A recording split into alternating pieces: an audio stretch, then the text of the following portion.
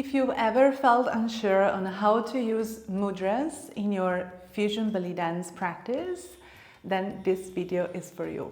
Because mudras are not just pretty gestures, they're powerful keys. When used with awareness, they can open the doors to powerful expression, storytelling, and presence. But when used without intention, we risk to lose their essence. I'm Lamia. I am a professional fusion belly dancer, yoga teacher, and Bharatanatyam graduate. Bharatanatyam is a classical Indian dance from South India. I've been studying and integrating Indian classical dance elements in my fusion work for over 15 years now. And mudras are one of the most misunderstood and transformational elements in this beautiful blend. Today I want to share with you 5 common mistakes that fusion dancers do when they are using mudras in their dances, and how you can avoid them to honor your dance and the culture these gestures come from. Mistake number 1 is to have your elbows drop down.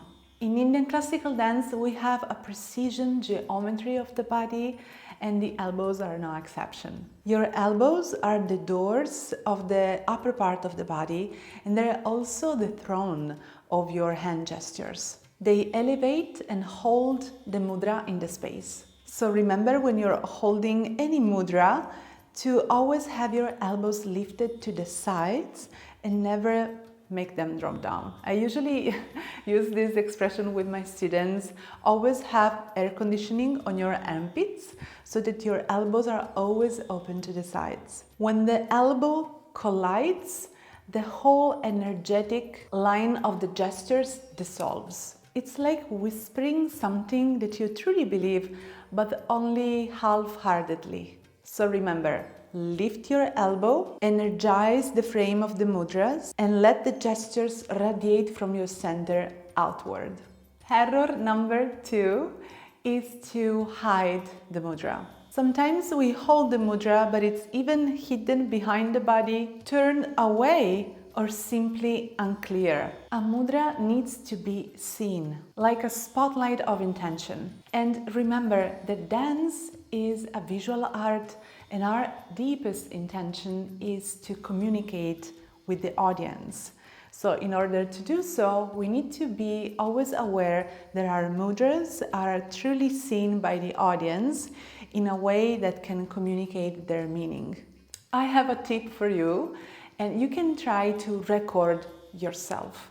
I have my students from my Indian Fusion Program, D.E.V.I Indian Fusion Program, that love this exercise of recording themselves, and they usually then send it to me in our private group where I can give them corrections and feedbacks. But only just the act of recording themselves is giving them the opportunity to see the mistakes. And one of the most common mistakes is really to hide the mudra somewhere and not make it very clear and visible. So my tip for you is to record yourself from the front, from the side, like if you are part of the audience. Ask yourself, can the viewer feel what am I expressing? Can they read the shape of my hands? Dance is a visual language, and mudra is one of the most refined alphabets. Mistake number 3 is no fingers awareness. I often see dancers moving their hands, but without really bringing awareness to the placement of their fingers when they're doing mudras or hand gestures. Like if there is no presence. And the fingers feel like they are sleepy. But in Indian classical dance, and I think in every dance, every finger has to be really there with a lot of our awareness and intention. Each joint has to breathe. Let's make an example. Ala Padma can mean full blossomed lotus flower, and it can also be used this way to represent a beautifully fully blossomed flower. If I am bringing no awareness to my mudra, it will look like really dull or numb. But if I bring that awareness and make those beautiful petals of the flowers alive and breathing, then I'm infusing energy in the mudra and the communication is much more powerful. So remember to activate each mudra and each finger like if you're charging it with some electricity, but with softness and presence, not stiffness.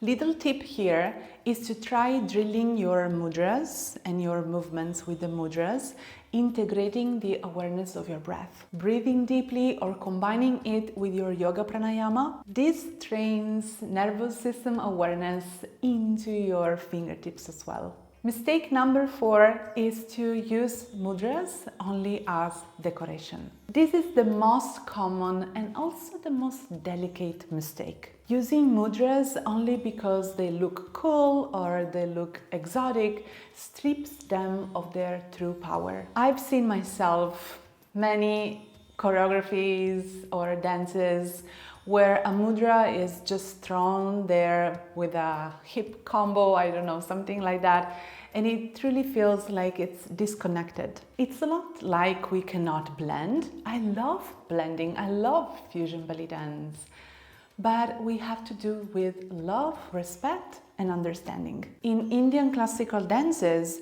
mudras are used to tell stories, express emotions, or evoke a certain energy, or to decorate the space of the dancing body. Each mudra carries a layer of mythology, poetry, and devotion. So when you're using mudras in fusion dances, ask yourself, what am I saying here?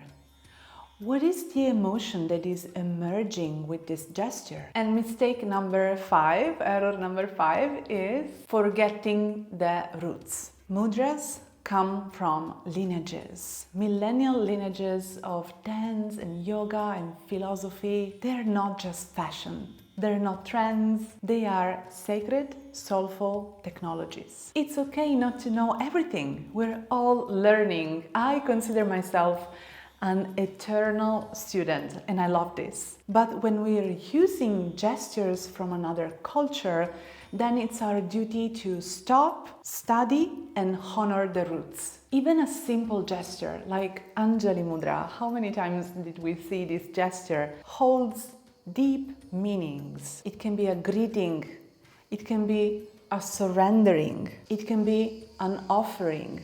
So when we blend these kind of movements and gestures in fusion, let's not make them empty. Let's infuse those gestures with our own authenticity, while always remembering where they come from. Now that you know the 5 most common mistakes, you might be wondering, how do I actually train this? Where do I learn more? I created a free class, which is called Fusion Mudra. It's a soulful masterclass where I guide you through foundational gestures, respectful integration, and creative use in Fusion Belly Dance. And if you're ready to dive even deeper, I've put together a very special Mudra Magic Pack, a mini digital bundle with illustrated glossaries, drills, tutorials, and creative prompts to nurture your practice. You find the link of both of these offerings, the free masterclass and the Mudra Magic Pack, in the link in the description. Fusion is not about copying. It's about connection between you and the different traditions you're taking inspirations from, between your inner deep intention and your dance, between past and present. Let's make that connection sacred and soulful. If this video spoke to you, drop a comment down below and tell me, what does mudra means to you for your dance? And don't forget to share this video with your dance friends. With love, and see you for the next video.